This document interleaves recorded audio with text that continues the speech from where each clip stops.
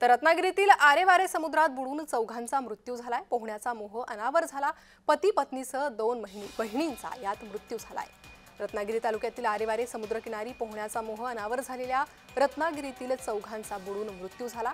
शनिवारी सायंकाळी ही दुर्दैवी घटना घडली आहे। एकमेकांना वाचवण्याचा प्रयत्न झाला, मात्र त्यानंतरही चौघांचा मृत्यू झाला।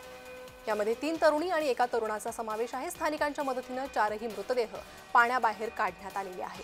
शहरातील ओसवाल नगर येथील दोघे आणि मुंब्रा येथील दोघांचा यामध्ये समावेश आहे।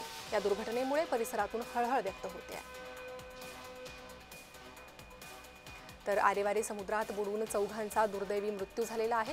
पोहण्यासाठी हे चौघे समुद्रात गेले होते, मात्र त्या दरम्यानच काळाने त्यांच्यावर घाला घातला।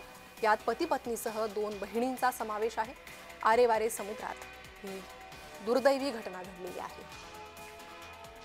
अधिक अपडेट घेणार आहोत। आमचे प्रतिनिधी रवींद्र कोकाटे हे आमच्यासोबत जोडले गेले आहे। रवींद्र, अत्यंत दुर्दैवी अशी ही घटना, नेमकं काय घडलं?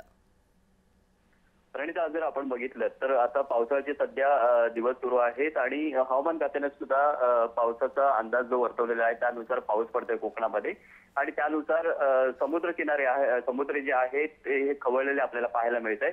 अशाच ही कालची अत्यंत दुर्दैवी घटना आहे। आरेवारे समुद्रात 4 जण बुडून मृत्यू झालेला आहे। हे 4 जण रत्नागिरीचे असून यांना पाण्याचा जो अंदाज आहे तो आलेला नाही आहे। पोहण्याचा मोह आहे तो अनावर न झाल्यामुळे ही दुर्दैवी घटना घडलेली आहे।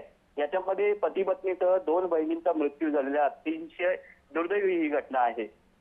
प्रणिता, नक्कीच रवींद्र, धन्यवाद या सविस्तर माहितीसाठी।